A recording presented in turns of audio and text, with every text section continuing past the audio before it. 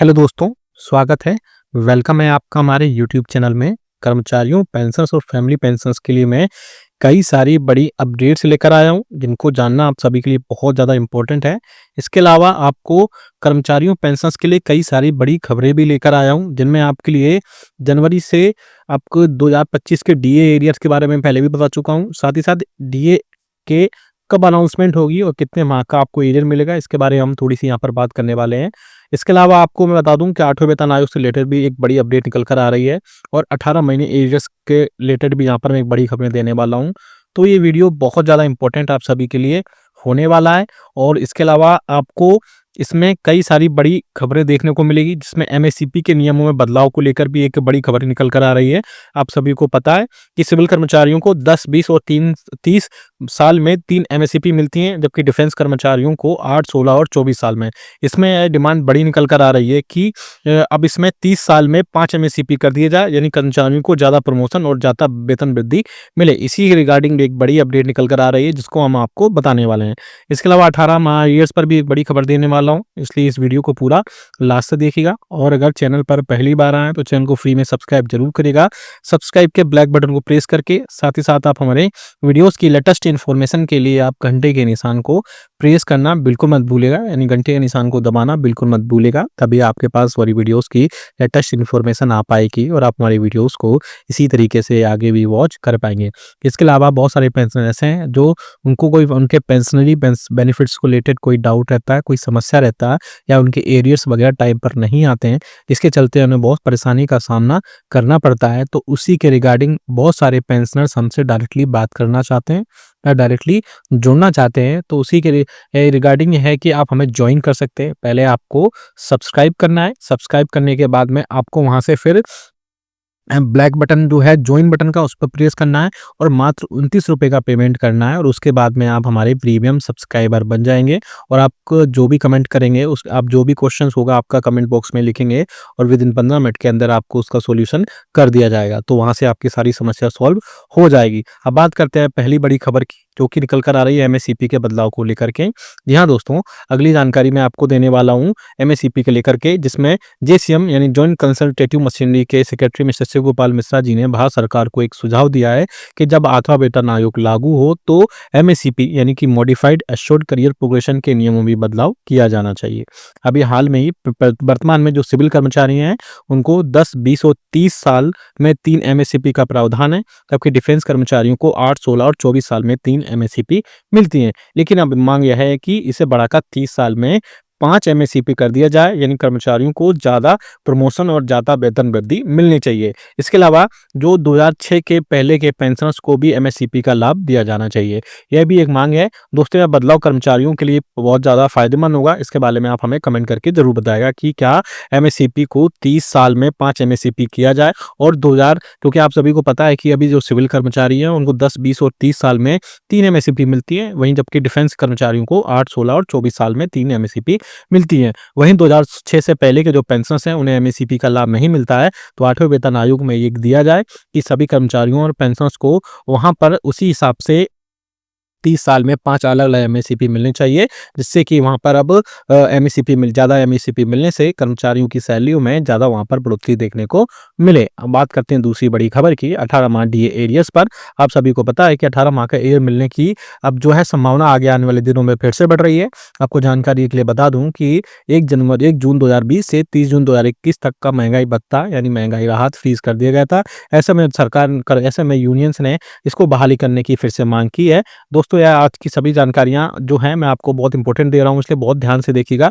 इसके अलावा कर्मचारियों पेंशन्स के लिए मैं और भी कई सारी बड़ी खबरें देने वाला हूं, जिसमें मैंने आपको पहले ही सारी चीजें बता दी थी। और इसके अलावा आपको मैं बता दूं कि कर्मचारियों पेंशन्स के लिए इसमें वेतन और पेंशन में सुधार की आवश्यकता है। बीपीएस ने केंद्र सरकार को एक बड़ा प्रस्ताव दिया है।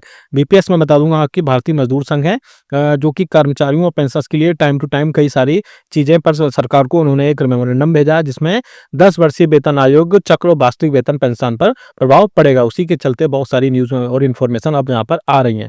सरकारी कर्मचारियों के वेतन और पेंशन में हर 10 साल में एक बार-बार बड़े संशोधन किए जाते हैं, लेकिन महँगाई भत्ता और महँगाई राहत वास्तविक जो मुद्रास्फीति होती है, जो इन्फ्लेशन होती है, उसके हिसाब से आप सभी को पता है कि वहाँ पर बढ़ोतरी नहीं की जा रही है।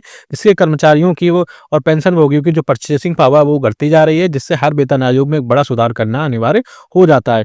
इसके अलावा जो 6 सीपीसी में पे बैंड है, उसको सिलेक्शन ग्रेड और जूनियर एडमिनिस्ट्रेटिव ग्रेड के अधिकारियों के बीच में जो असमानता बढ़ गई है, उसे 7वें वेतन आयोग में भी मतलब उसे सही से नहीं किया गया है, जिससे जे ग्रेड अधिकारी को समान पदों पर कार्य करने के बावजूद कम वेतन मिलने से उनका मनोबल गिर रहा है। इसके अलावा जो 2006 से पहले के पेंशनभोगी हैं, उनके लिए कई सारी चीज़ें वहाँ पर उनको लेकर के एक बड़ा मुद्दा दिया गया है, जिसमें 31 दिसंबर 2005 से पहले सेवानिवृत्त कर्मचारियों की पेंशन अंतिम वेतन की बजाय 10 महीने के औसत वेतन पर आधारित थी। हालांकि पहले केवल आंशिक महंगाई भत्ता पेंशन में जोड़ा जाता था, जबकि अब पूरा डीए शामिल किया जाता है।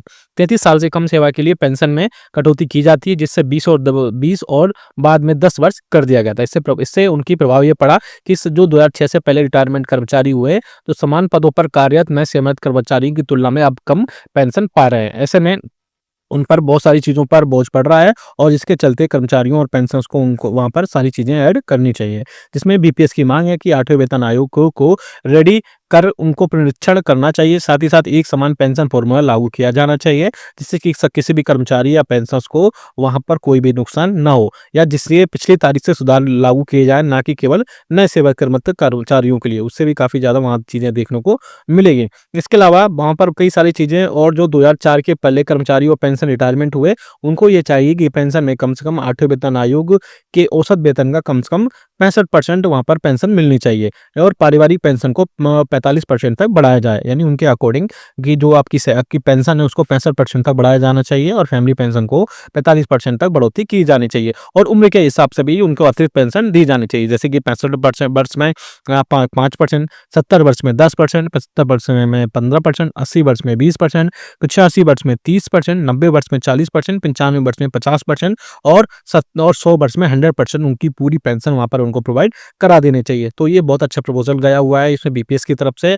और इसके अलावा बहुत सारे ऐसे हैं जहाँ केंद्रीय कर्मचारी वेतन आयोग की सिफारिश से लागू होती है, जिसमें ये सारी चीज़ें बाध्यता समाप्त हो जाती है। इसके अलावा फिक्स्ड मेडिकल अलाउंसेस को इसमें 5,000 रुपये किया जाना चाहिए। जी हाँ दोस्तों, बीपीएस की एक बड़ी डिमांड रही है कि फिक्स्ड मेडिकल अलाउंसेस को हमेशा से बढ़ाया जाना चाहिए, क्योंकि फिक्स्ड मेडिकल अलाउंसेस अगर बढ़ता है, तो उनके ओपीडी मेडिसिन को जो 1,000 रुपये मिलते हैं, उसमें बहुत कम होते हैं, और 5,000 रुपये तक किया जाना चाहिए। इसके अलावा जो डीआर है, यानी महंगाई भत्ता है और महंगाई राहत है, उसका मर्जिंग किया जाना चाहिए। जब डीआर 25% पार कर जाए, तो इससे पेंशन में दौड़ जाना चाहिए। ये एक अच्छा सुझाव दिया गया है। इसके अलावा पारिवारिक पेंशन यानी फैमिली पेंशन में भी सुधार किए जाने चाहिए, जिसमें पारिवारिक पेंशन 30% से बढ़कर 45% किया जाना चाहिए, और ये सभी मामलों में समान पारिवारिक पेंशन लागू हो की जानी चाहिए।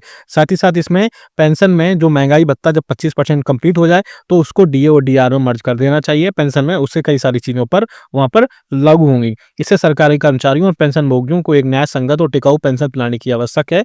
इस सुधारों से न केवल उनको एक फाइनेंशियल एड मिलेगा, बल्कि उनकी बल्कि सरकार को भी दीर्घकालिक और राजस्व लाभ मिलेगा। इसमें भारत पेंशन समाज ने सरकार से उम्मीद है कि 8वां वेतन आयोग इन मुद्दों को संवेदनशीलता और प्राथमिकता के साथ हल करेगा। तो आप भी हमें कमेंट करके बताएगा कि आपके हिसाब से फिक्स्ड मेडिकल अलाउंस कितना होना चाहिए, या पेंशन को 25% जैसी डीए और डीआर 25% क्रॉस करे तो पेंशन में वहां पर ऐड होना चाहिए या नहीं होना चाहिए। इसके अलावा आपके और कोई सजेशंस है तो आप हमें कमेंट बॉक्स में जरूर बताइएगा। इसके अलावा हम डायरेक्टली जुड़ भी चाहते हैं, जुड़ना भी चाहते हो तो डायरेक्टली हमसे वहाँ पर जुड़ सकते हैं। इसके अलावा वीडियो अच्छा लगा तो लाइक तो करिएगा, इसको शेयर सभी के साथ करेगा। ऐसी न्यूज़ इन्फॉर्मेशन और अपडेट्स के लिए हमारे इस चैनल को भी सब्सक्राइब कर लेगा। मिलते हैं आपको नेक्स्ट वीडियो में। Thank you so much.